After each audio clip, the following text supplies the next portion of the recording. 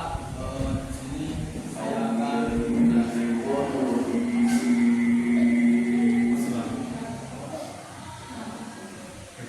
saya akan menjelaskan tentang Al-Quran dan Hadis. Langsung saja. Ini saya akan menjelaskan tentang materi pengertian zina dan seterusnya. Untuk mempersingkat waktu, saya akan menjelaskan materi zina. Zina adalah hubungan perbuatan antara pria dan wanita tanpa adanya ikatan pernikahan yang sah. Perbuatan zina ini sangat dilarang keras oleh Allah SWT dan Allah sangat membenci perbuatan zina. Mengapa saya mengambil materi tentang zina? Karena menurut beberapa informasi yang telah saya baca dalam artikel, bahwasanya di Indonesia ini darurat hari di luar nikah. Saya baca ini di detik.com, terus di aliansi ITP Indonesia Tanpa Pacaran, dan itu kabarnya sangat penting sekali. Bahkan ada yang sampai menggugurkan kandungannya. Karena hasil dari hubungan dalam tadi. Jadi ini sebagai edukasi bagi kita agar kita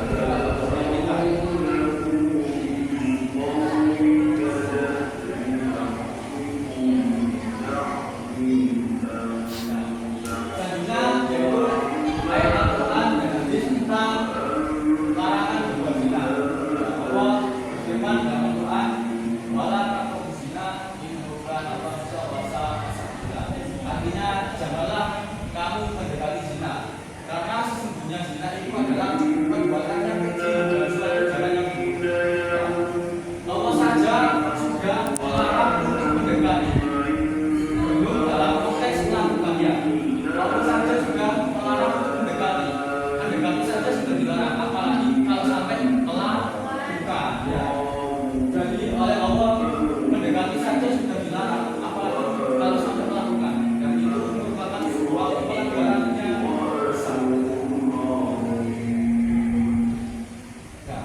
Macam-macam bentuk zina. Zina ini dibagi menjadi dua macam, teman-teman. Yang pertama zina muhsan. Zina muhsan adalah perbuatan zina yang dilakukan oleh orang yang sudah pernah menikah. Orang yang sudah menikah, sudah punya suami atau sudah punya istri, apabila selingkuh, ya alhamdulillah, itu hubungannya sangat sekali dengan. Oleh karena itu zina muhsan ini hukumannya sangat berat. Kalau dalam syariat Islam itu hukumnya dirajam. Apa dirajam itu? Dilempari sampai mati. Tapi negara kita, negara Islam, negara dari Islam tidak tepat dilaksanakan di negara kita. Jadi kita mengikuti dasar hukum yang sesuai dengan UUD 45 dan juga peraturan undang-undang. Zina baru muhsan. Zina baru muhsan adalah perbuatan zina bagi orang yang masih belum pernah menikah. Ini kita jomblo. Ya, jomblo ya. Misalkan bagi kita ya, misalkan kalau bagi kita misalkan punya pacar atau punya sebagainya, usahakan ya jangan sampai terjadi seperti itu ya. Saya tidak membahas personal masing-masing kalau kita tidak yang jelas di dalam